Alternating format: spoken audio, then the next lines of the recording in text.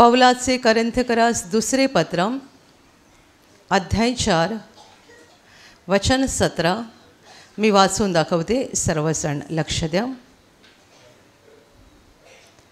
कारण आम्हावर येणारे तात्कालिक व हलके संकट हे आम्हासाठी अत्यंत मोठ्या प्रमाणात सार्वकालिक गौरवाचा भार उत्पन्न करते.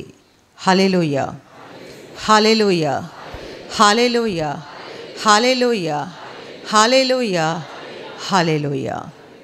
देवाचं वचन म्हणत आहे, कारण आम्हावर येणारं तात्कालिक व हलकं संकट हे आम्हासाठी अत्यंत मोठ्या प्रमाणात सार्वकालिक गौरवाचा भार उत्पन्न करतं. Hallelujah, hallelujah, hallelujah. माझ्या प्रिय भावांनो आणि बहिणींनो, प्रभू येशूची ओळख होण्याआधी आणि देवाची मुलं बनण्याआधी जेव्हा आपण अंधारात होतो तेव्हा सगळ्या प्रकारच्या शापाने आणि सगळ्या प्रकारच्या वाईटाने जीवन भरलेलं होतं. माणूस जेव्हा अंधारामध्ये असतो, जेव्हा त्याला जिवंत आणि खऱ्या देवाची ओळख नसते, तेव्हा तो पापी मार्गाने चालतो, मनाला वाटेल ते करतो आणि त्याला असं वाटतं की जसा मी विचार करतो तसाच देव पण विचार करतो, जसं मला वाटते तसंच देवाला पण वाटतं. आणि अनेक देवाबद्दलचे चुकीचे समज असतात, गैरसमज असतात आणि अंधारामध्ये चालत असताना पुष्कळ पाप करून, पुष्कळ वाईट वागून, देवाच्या आज्ञा मोडून आणि देवाविरुद्ध वागून आमचं संपूर्ण जीवन शापित झालेलं असतं. सैतानाच्या हातात राहून खूप कष्ट आणि दुःख भोगावे लागतात. परंतु आमच्या जीवनात ज्या दिवशी आमच्यावर देवाची दया झाली, म्हणजे आम्ही येशूकडे आलो, प्रभू येशूच्या द्वारे आम्हाला जिवंत देवाची ओळख झाली, आम्ही देवाची मुलं बनलो, येशूच्या क्रूसाच्या संदेशावर विश्वास ठेवून आम्हाला पापक्षमा मिळाली, त्या दिवसापासून आम्ही अंधारातून प्रकाशात आलो आणि त्या क्षणापासून आमचं जीवन हळू हळू बदलत जातं. बाहेरून आम्ही जसे आहोत तसेच दिसतोय, परंतु आमचा आत्मा मात्र दिवसेंदिवस नवा होत जातो, दिवसेंदिवस प्रफुल्लित होत जातो, आनंदित होत जातो.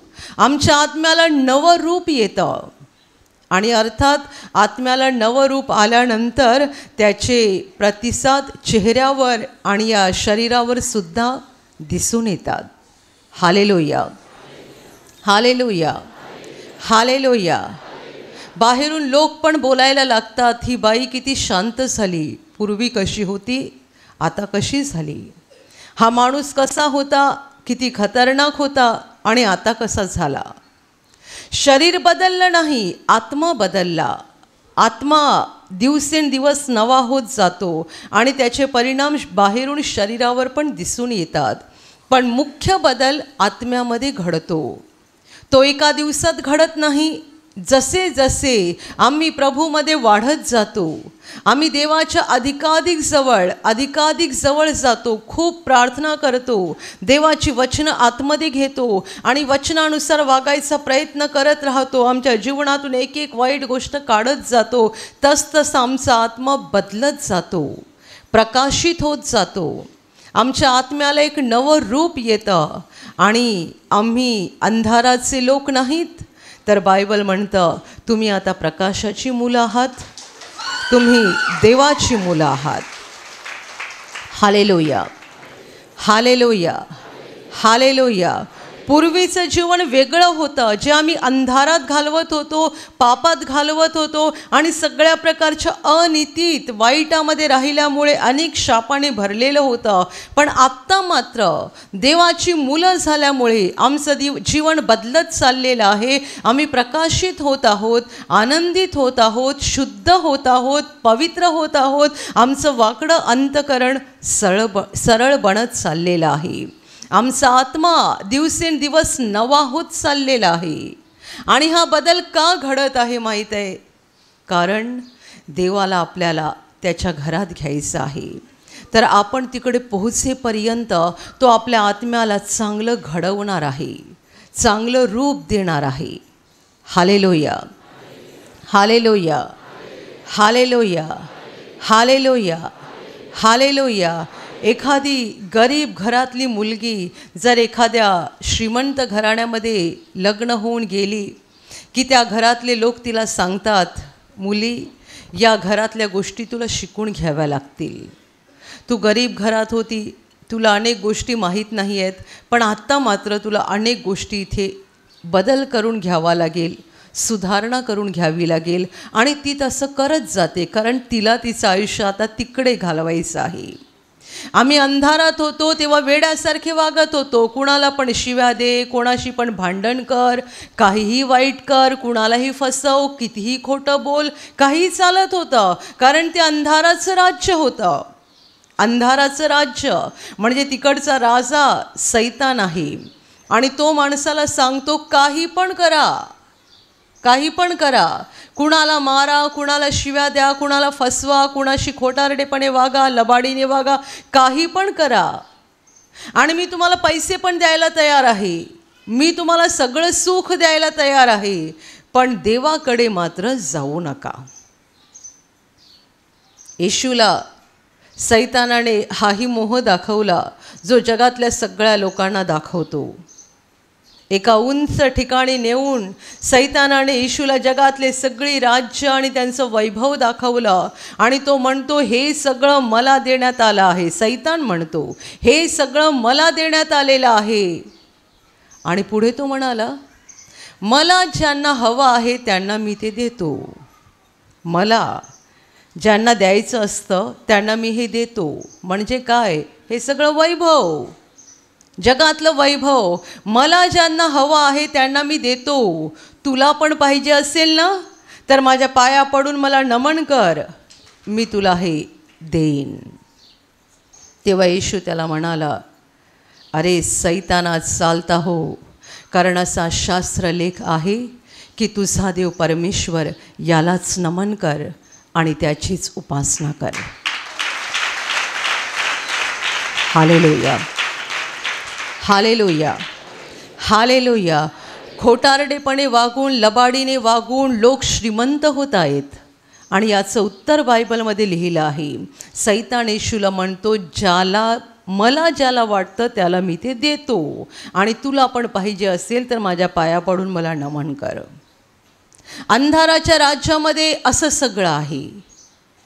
तिथे प्रेमाची शिकवण नाही आहे, तिथे एकमेकांना क्षमा करायची शिकवण नाही आहे, तिथे पवित्र जीवन जगायची शिकवण नाही आहे, तिथे कुणाला न फसवणं, न खोटं बोलणे शिकवण नाही आहे. सैतान म्हणतो काहीही करा, काहीही करा, आणि मी तुम्हाला जेवढं तुम्ही माझं ऐकाल ना तेवढं मी तुम्हाला पैसा देईन, तेवढं मी तुम्हाला श्रीमंत करेन, या जगात तुम्हाला मोठं बनवेन. जेवढं माझं ऐकाल तेवढं मी तुम्हाला इकडे मोठं बनवेन.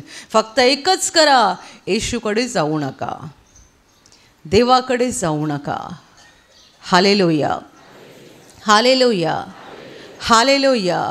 पण ज्यांच्यावर देवाची दया होते ते सगळे त्या दुष्ट सैतानाच्या हातातून सुटतात, बाहेर पडतात.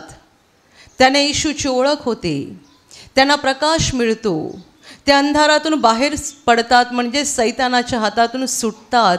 आणि आत्ता मात्र आपण प्रकाशाच्या राज्यात आल्यामुळे या प्रकाशाच्या राज्याचा राजा आहे देव.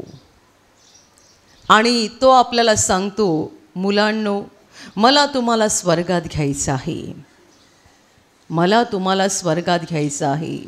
येशू म्हणाला, जेथे मी आहे तेथे तुम्हीही असावं. ही माझी इच्छा आहे की ज्या वैभवशाली स्वर्गामध्ये मी आहे तिकडे तुम्ही पण माझ्या बरोबर असावं, ही माझी इच्छा आहे.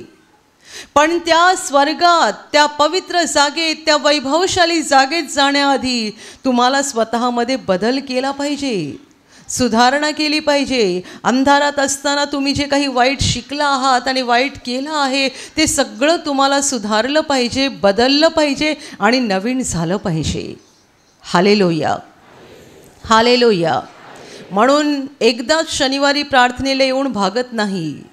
येशूवर विश्वास ठेवला, पापक्षमा मिळाली, प्रार्थना केली, रोग बरा झाला म्हणजे काम झालं, आता पुढे गरज नाही असं नाही. आपल्याला रोज त्याच्याकडे वळायला लागतं, रोज प्रार्थना करायला लागते, रोज त्याची वचनं वाचायला लागतात आणि रोज आपल्या आत्म्यामधील बदल करण्यासाठी प्रयत्न करावा लागतो. कारण हा प्रवास आहे, विश्वासाचा प्रवास. आपल्याला त्या घरात जायचं आहे. स्वर्ग हे आपलं अनंतकालीन निवास आहे, तिकडे आपल्याला पोहोचायचं आहे. त्या घरात जाईपर्यंत आपल्याला हा प्रवास सुरू ठेवायचा आहे आणि स्वतःमध्ये बदल करत राहायचं आहे. Hallelujah, hallelujah. आता जेव्हा आपण हा प्रवास करतो म्हणजे येशूवर विश्वास ठेवल्यापासून आपण आपल्या अनंतकालीन निवासामध्ये म्हणजे स्वर्गामध्ये पोहोचणार. इतक्या काळातला हा जो प्रवास आहे, मग तो कुणाचे 10 वर्ष असतील, कुणाचे 25 वर्ष असतील, कुणाचे 40 वर्ष असतील, हा जो प्रवास आहे या काळामध्ये पण आपल्यावर संकट येतात, अडथळे येतात, दुःख भोगावं लागतं. अंधारामध्ये जेव्हा आपण होतो तेव्हा पण आपण दुःख भोगत होतो आणि जेव्हा आपण प्रकाशामध्ये आलो आणि आता आपण आपल्या स्वर्गीय घराच्या दिशेने चालत आहोत, पुढे पुढे जात आहोत, तेव्हा पण आपल्याला दुःख, अडथळे आणि संकट यांचा सामना करायचा आहे. ते आपल्या वाट्याला आताही येणार. पण त्याच्या बाबतीत वचन असं म्हणतं, आपल्यावर येणारं तात्कालिक आणि हलकं संकट. जेव्हा आपण अंधारामध्ये होतो तेव्हा संकट फार जड होतं, दुःख फार जड होतं, उचलायला पण जात नव्हतं, उचलता येत नव्हतं, अशी संकट होती. आत्ता प्रकाशाच्या राज्यात हा प्रवास करत असताना पण संकट आहेत, अडथळे आहेत, पण त्याच्यासाठी 2 शब्द वचनात वेपरले आहेत, तात्कालिक म्हणजे थोड्या वेळाचं आणि हलकं संकट. आता जी आपल्यावर संकट येत आहेत ती थोड्या वेळाची आहेत, क्षणाची आहेत आणि हलकी आहेत. पूर्वी आपण अंधारात असताना जी संकट आणि दुःख भोगत होतो त्यामध्ये आणि आत्ताच्या संकट आणि दुःखामध्ये मोठा फरक आहे. एक फरक हा आहे की आता जी आपण संकट किंवा दुःख भोगतोय ती थोड्या वेळाची आहेत. थोडा वेळ असं का म्हटलं आहे? तात्कालिक का? क्षणाची. तात्कालिक म्हणजे क्षणाची. संकट क्षणाची का म्हटली आहेत? आपण विश्वासामध्ये चालत असताना कधी कधी एखादं संकट 3 महिने आपल्या मागे लागतं, कधी कधी वर्षभर आपल्या मागे लागतं आणि आपण म्हणतो, देवा मी एवढी प्रार्थना करतो, एवढी प्रार्थना करते, तू मला का बाहेर काढत नाही? तुम्ही 1 वर्ष नाही 2 वर्ष जरी त्या संकटात राहिलात की 4 वर्ष जरी राहिलात तरी वचन म्हणतं ते क्षणाचं आहे. का क्षणाचं आहे? कारण देवाने आपल्याला अनंत काळचं जीवन दिलेलं आहे. अनंत काळ. अनंत काळ म्हणजे किती सांगा? 100 वर्षे, 1000 वर्षे, 10,000 वर्षे संपणारच नाही आहेत. देव अनादि अंत आहे. तो होता, आहे आणि सदा सर्व काळ राहणार आहे. आणि जोपर्यंत देव आहे तोपर्यंत आपण राहणार आहोत. जोपर्यंत देव आहे तोपर्यंत आपण राहणार आहोत. तो किती काळ आहे? 10 वर्षाचा नाही आहे, 1000 वर्षाचा नाही आहे, लाख वर्षाचा नाही आहे. तो मोजता येणार नाही एवढा मोठा काळ आहे. त्या काळाला अंतच नाही आहे, म्हणून त्याला अनंत म्हटलेलं आहे. अनंत म्हणजे त्याला अंतच नसणार आहे. मग ते अनंत काळाचं सुख देवाने आपल्याला दिलेलं आहे. त्याच्या पुढे आताचा संकटाचा काळ, मग तो 1 महिन्याचा असो की 1 वर्षाचा असो, वचन म्हणतं तो क्षणाचा आहे. तुलना करा अनंत काळ आणि आताच्या संकटाचा काळ. दोघांची तुलना केली की समजते इथल्या संकटाचा काळ हा क्षणाचा काळ आहे. Hallelujah, hallelujah. आणि दुसरा शब्द आहे हलकं. संकट हलकं आहे. माझ्या प्रिय भावांनो आणि बहिणींनो, विश्वासणाऱ्यांच्या जीवनावर जी संकट येतात त्याला बायबल हलकं संकट का म्हणतं? मुख्य कारण हे आहे की जेव्हा आपण अंधारामध्ये होतो आणि जे लोक अंधारामध्ये दुःख भोगतात त्यांचं संकट खूप भारी अशासाठी असतं की त्यांना त्यांचं ओझं स्वतः उचलावं लागतं. मदत करणारं कुणी नसतं. विश्वासणाऱ्यांच्या जीवनामध्ये जी संकट येतात त्यावेळेला ते एकटे नसतात, देव त्यांच्याबरोबर असतो. त्यांचा भार घेणारा देव असतो.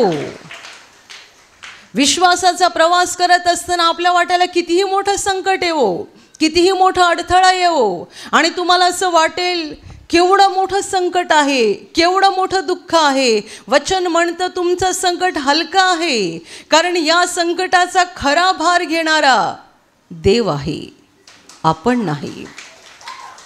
येशू त्याच्या शिष्यांना म्हणाला होता, पहा, युगाच्या अंतापर्यंत मी सर्व दिवस तुमच्याबरोबर आहे. हे जग सोडायच्या आधी त्याने शिष्यांना वचन दिलं, मी तुमच्याबरोबर आहे युगाच्या अंतापर्यंत.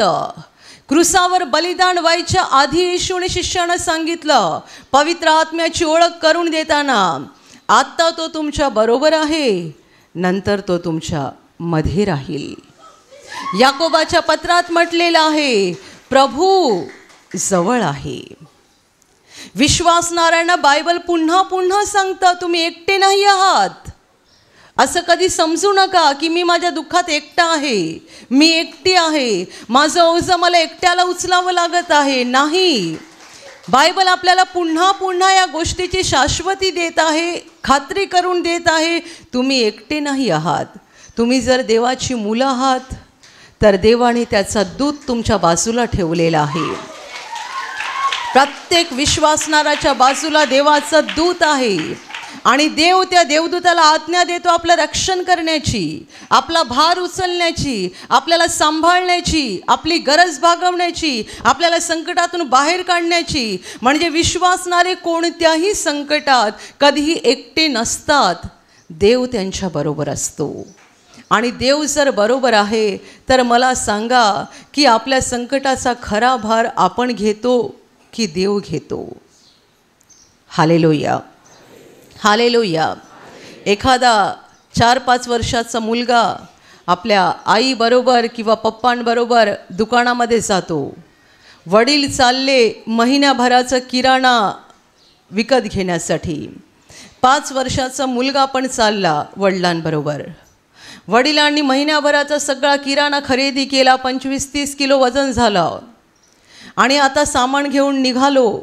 तर वडील काय करतात, मुलाच्या हातामध्ये एक अर्धा किलोची साखरेची किंवा रव्याची पिशवी देतात, आणि बाकी सगळं सामान बाप स्वतः उचलतो. बापाने काय घेतलं, मोठं ओझं. मुलाच्या हातात काय दिलं, एक अर्धा की 1 किलोची पिशवी दिली. ती पण द्यायला पाहिजे, कारण ती जर दिली नाही ना तर बाप आपलं ओझं उचलून चालेल आणि मुलगा रस्त्यावर इकडे तिकडे भटकत राहील. म्हणजे बापाला ओझं पण सांभाळावं लागेल आणि मुलगा पळतोय त्याला पण धरावं लागेल. त्याच्यापेक्षा मुलाच्या हातामध्ये एखादी पिशवी असली की मुलगा पण आपला सरळ वडिलांच्या मागे मागे चालणार. वडिलांनी वजन घेतलंय 30 किलो, मुलाच्या हातात आहे अर्धा किलो. घरी पोहोचल्यावर मुलगा पिशवी ठेवतो आणि मोठा सुस्कारा टाकतो, थकलो मी, जसं काही सगळं सामान मीच आणलं दुकानातून. पण कुणी आणलं खरं, बापाने. मुलाने एवढीशी पिशवी आणली पण तो थकला. तसं विश्वासणारे जेव्हा संकटातून बाहेर येतात तेव्हा मोठा निश्वास टाकतात, एकदाचा सुटलो, एकदाची सुटले. पण आपण विसरतो, आपण नाही केलं, त्याने केलं. भार त्याने उचलला, ओझं त्याने उचललं. किती वेळा संकटात असं वाटतं मी एकटी आहे, मी एकटा आहे. कधीच असं समजू नका मी एकटा आहे, मी एकटी आहे. अलीकडे किती लोक असं म्हणतात की त्यांना स्वप्नामध्ये येशूचं दर्शन होतं आणि येशू त्यांना सांगतो, घाबरू नको, मी आहे तुझ्याबरोबर. जेव्हा आपण संकटामध्ये असतो तेव्हा काही लोकांना देव स्वप्नातून सांगतो, घाबरू नको, मी आहे तुझ्याबरोबर. काही लोकांना स्वप्नातून नाही तर जेव्हा ते प्रार्थना करतात तेव्हा त्यांच्या आतून त्यांना देवाचा आवाज येतो. आपल्या आत्म्याला कान आहेत आणि देवाचा आवाज त्या आत्म्याच्या कानाने ऐकायला येतो, या शरीराच्या कानाने नाही येत. प्रार्थनेला बसलो की आत्म्याच्या कानातून देवाचा आवाज ऐकायला येतो. देव सांगतो, धीर धर, मी आहे. धीर धर, मी आहे. घाबरू नकोस, हे संकट तुला नष्ट करू शकणार नाही. घाबरू नकोस. काही लोकांना देव स्वप्नातून धीर देतो. काही लोकांना ते प्रार्थना करत असताना त्यांच्या आत्म्यामध्ये बोलतो आणि देव धीर देतो. आणि काही लोकांच्या बाबतीत या दोन्ही पण गोष्टी घडत नाही. म्हणजे ना त्यांना स्वप्नामध्ये येऊन देव सांगत, ना त्यांना काही दृष्टांतात देव सांगत, ना त्यांना आतून आवाज येत, पण तरीही देव त्यांना आत्म्यामध्ये धीर देत राहतो, हिम्मत देत राहतो. आणि क्षणाक्षणाला त्यांना आतून अशी जाणीव होते की हे संकट मला नष्ट करू शकणार नाही आहे, कारण मी एकटा नाही आहे, मी एकटी नाही आहे, देव माझ्याबरोबर आहे. Hallelujah, hallelujah. हे वचन ज्या ख्रिस्त शिष्याने लिहिलेलं आहे, पौल, त्याने येशूच्या नावासाठी खूप मोठं दुःख भोगलं आहे. एकदा नाही, अनेक वेळा त्याचा छळ झाला, त्याला मारहाण झाली, त्याचा अपमान झाला, त्याची निंदा झाली, काय काय त्याला दुःख भोगावं लागलं. आणि एवढं सगळं दुःख भोगल्यानंतर किती वेळा तो तुरुंगामध्ये पडला. आणि एवढं सगळं दुःख भोगल्यानंतर तो असं म्हणतोय, आपल्यावर येणारं तात्कालिक व हलकं संकट, ज्या माणसाने आपल्या विश्वासाची एवढी मोठी किंमत मोजली, ज्याला एवढ्या दुःखाला, संकटाला, क्लेशाला तोंड द्यावं लागलं, तो म्हणतो संकट हलकं आहे. कारण त्याला माहीत होतं संकटात आपण एकटे नसतो.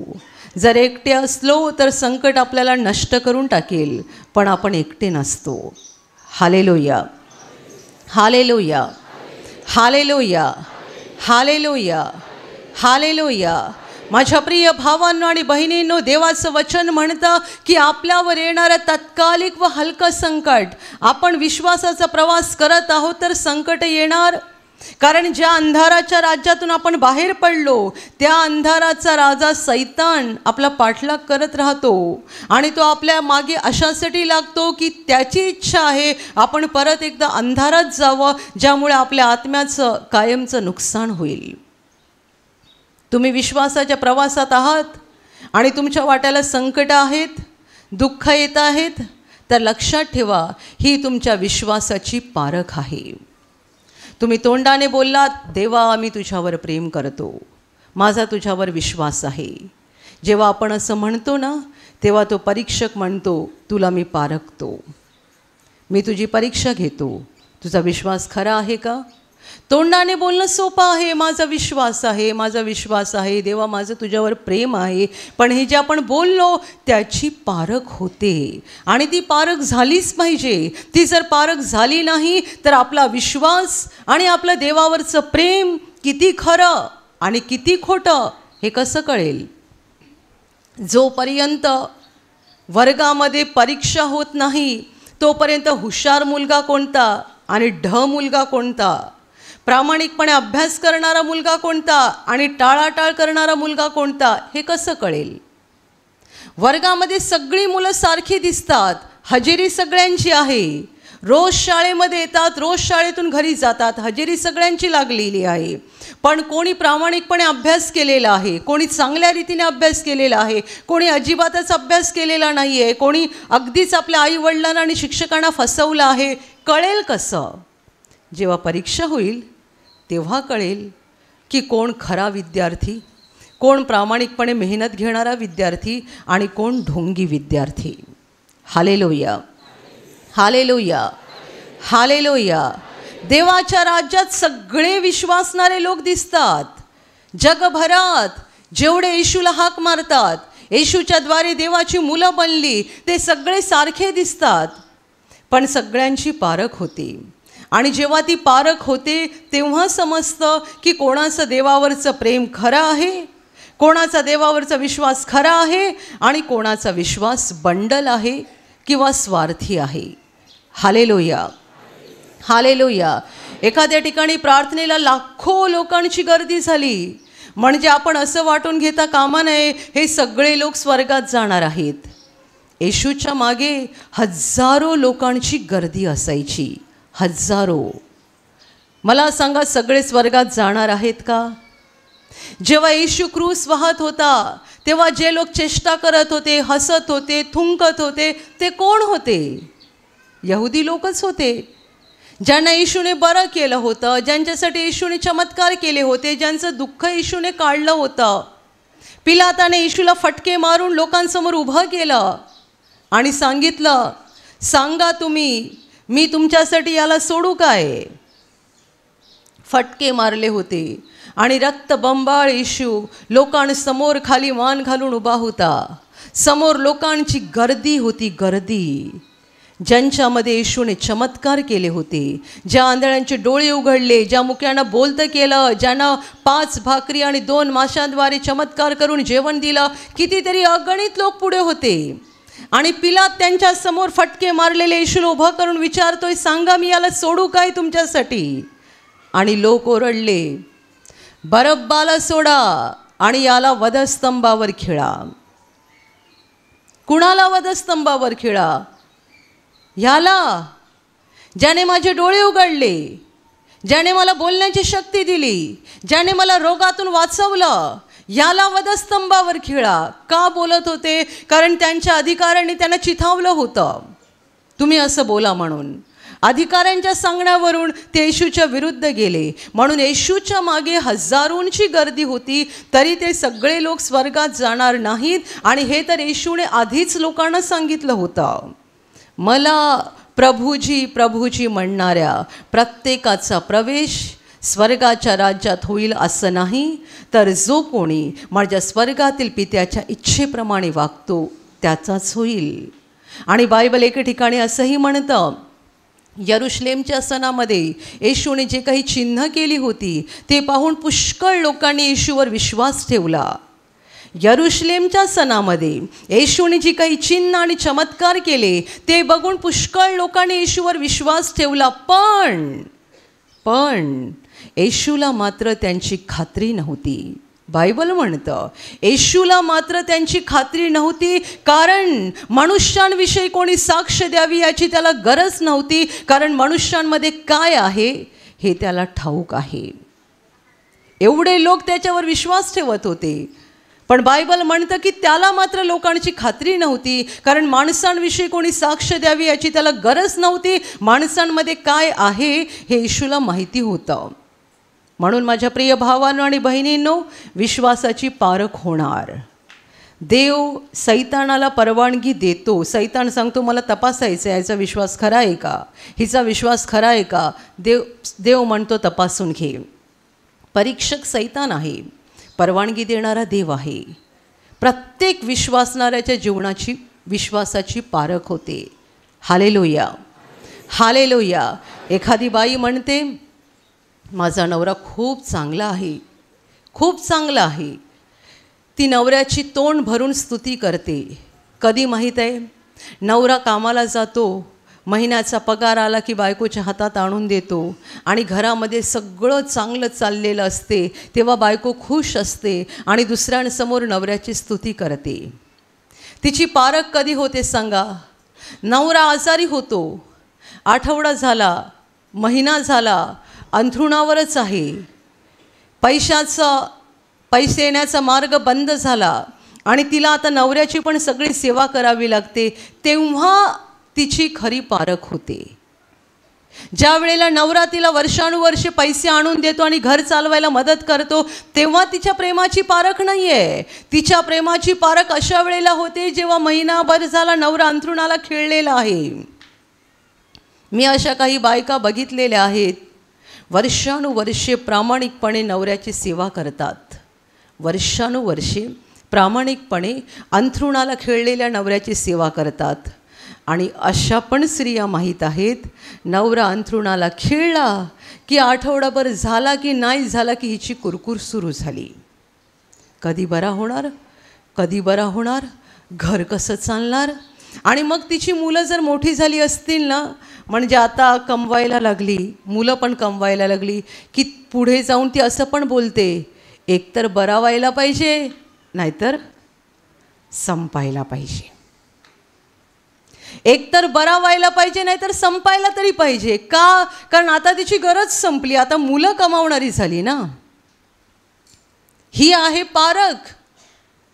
जी बाई मुलं कमावतायत आणि नवऱ्याची तरीही सेवा करते मनापासून, आणि जी म्हणते मुलं कमावतायत काय ते त्यांचं, पण माझं नवऱ्यावर प्रेम आहे, मला माझा नवरा पाहिजे, मी त्याची सेवा करणार, अशी जी बाई बोलते तिचं प्रेम खरं प्रेम आहे. आणि जिची कुरकुर सुरू झाली, जिला सेवा करायचा कंटाळा यायला लागला, तिचं प्रेम तकलादू, बंडल, फसवं प्रेम. तिचं प्रेम नवऱ्यावर नव्हतं, नवऱ्याच्या पगारावर होतं. Hallelujah, hallelujah, hallelujah. आपण एका वेळेला एवढे जण देवाला प्रार्थना करतो, सांगतो, देवा माझं तुझ्यावर प्रेम आहे, तू मला खूप आशीर्वाद दिले, तू माझ्यासाठी खूप काही केलं, माझं तुझ्यावर प्रेम आहे, मी तुला कधी सोडणार नाही, माझा विश्वास कधी ढळणार नाही, मी तुझ्यावर पक्का विश्वास ठेवलेला आहे. पण एवढ्या जमावामध्ये देवाला माहीत आहे खरं कोण, खोटं कोण, कोणाचा खरा विश्वास, कोणाचा खरा नाही आहे, कुणाचं खरं प्रेम आहे देवावर आणि कुणाचं खरं प्रेम नाही आहे, हे देवाला माहिती आहे.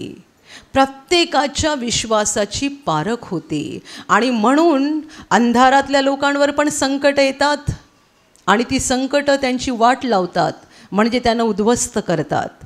प्रकाशाच्या लोकांवर संकट येतात, ती आपल्याला उद्ध्वस्त करायला येत नाहीत, तर ती आपल्या विश्वासाची पारख करण्यासाठी येतात. पण देव एवढा चांगला आहे की या संकटात सुद्धा तो आपल्याला सोडत नाही. विश्वासाची परीक्षा पारख होत असताना पण तो आपल्याबरोबर राहतो, आपल्याला मदत करतो. बायबल म्हणतं की आपल्या सहनशक्तीच्या पलीकडे देव आपली परीक्षा होऊ देत नाही, आणि जी काही परीक्षा होते ती सहन करायला देव आपल्याला ताकदही देतो आणि त्यातून बाहेर पडायचा मार्गसुद्धा दाखवतो. Hallelujah, hallelujah, hallelujah, hallelujah.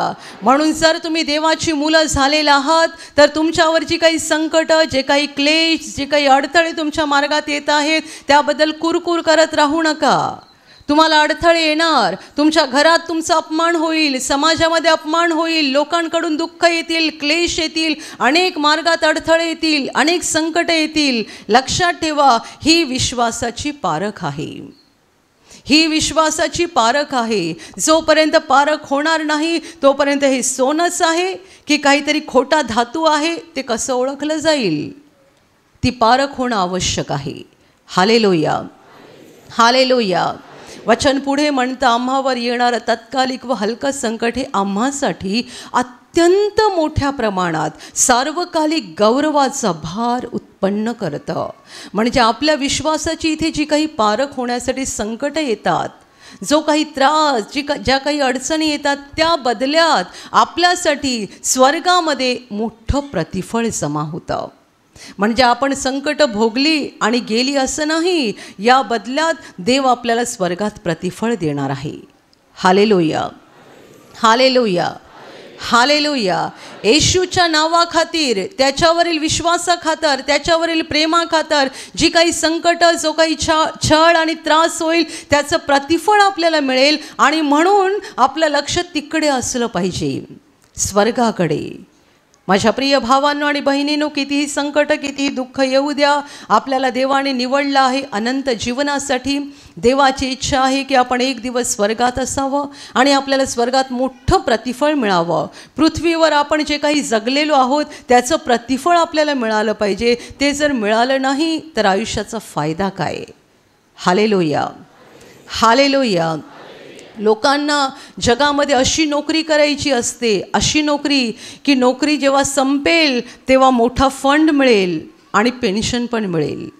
पाहिजे असतं ना अशी नोकरी की नोकरी जेव्हा संपेल तेव्हा मोठा फंड हातात आला पाहिजे आणि मरेपर्यंत पेन्शन मिळत राहिलं पाहिजे. अहो, पृथ्वीवरच्या गोष्टीचा एवढा विचार करता तर स्वर्गातला किती करायला पाहिजे. असं जीवन जगा की आपल्याला मोठा फंड तिकडे मिळायला पाहिजे, स्वर्गामध्ये. Hallelujah, hallelujah. नाहीतर 60 वर्षे जगलो काय, 80 वर्षे जगलो काय, स्वर्गात प्रतिफळ मिळणार नसेल तर जीवन व्यर्थ गेलं, आयुष्याला काही अर्थ नाही. किती वेळा चिकन खाल्लं, मटण खाल्लं, काय काय भारी भारी खाल्लं, भारी भारी कपडे घातले आणि विमानातून पण काय फिरलो, पण स्वर्गात जर प्रतिफळ मिळणार नसेल तर अख्खं आयुष्य फुकट गेलं. लक्ष स्वर्गाकडे लावा, तिकडे प्रतिफळ जमावावं, देवाने आपल्याला तिकडे मोठं प्रतिफळ द्यावं म्हणून प्रयत्न करा. येशूवरच्या विश्वासामध्ये टिकून राहा, देवाच्या अधिकाधिक जवळ जात राहा. विश्वासाच्या मार्गात जी काही अडथळे संकट येतात त्यामुळे घाबरून जाऊ नका, अस्वस्थ होऊ नका, बिथरू नका, कुरकुर करू नका. तर प्रत्येक वेळेला जी विश्वासाची पारख होते तेव्हा समजा हे थोड्या वेळाचं संकट आहे, हलकं आहे, कारण देव माझ्या बरोबर आहे. लक्ष प्रतिफळाकडे लावा, विश्वासात टिकून राहा, म्हणजे एक दिवस आपण स्वर्गात पोहोचू आणि देव आपल्याला आपल्या पृथ्वीवरील जीवनाचं फार मोठं प्रतिफळ देईल. Hallelujah, hallelujah, hallelujah. आणि आता मी तुमच्यासाठी प्रार्थना करणार आहे. पूर्ण विश्वास ठेवा की प्रभू येशू एका क्षणात तुम्हाला स्पर्श करून बरं करेल. एका क्षणात तो तुमच्या जीवनातलं दुःख काढून टाकेल, कारण प्रभू आजही जिवंत आहे. 2000 वर्षांपूर्वी तो देहरूपात या जगात होता, आज देहरूपात नाही आहे पण आत्म्याच्या रूपाने आहे. आणि जिथे जिथे लोक त्याच्यावर विश्वास ठेवतात आणि विश्वासाने त्याला हाक मारतात तिकडे तिकडे तो त्यांच्या अगदी जवळ असतो, त्यांना बरं करायला, त्यांना आनंदित करायला आणि त्यांना सैतानाच्या हातातून सोडवायला तो नेहमीच तयार असतो. म्हणून विश्वास ठेवा, प्रभू इथे आहे, तो तुम्हाला स्पर्श करेल आणि तुमचं जीवन बदलून टाकेल. जिथे तुम्हाला आजार आहे तिथे विश्वासाने हात ठेवा आणि तिथे हात ठेवणं शक्य नसेल तर छातीवर हात ठेवा. प्रभू येशूच्या नावाने या क्षणाला तुमच्या शरीरातले सगळे आजार नष्ट होत, प्रभू येशूच्या नावाने तुमच्या जीवनातील सगळी दुःख निघून जावोत. सैतानाची सर्व कामं तुमच्या घरातून आणि तुमच्या कुटुंबातून प्रभू येशूच्या नावाने पूर्णपणे नष्ट होत.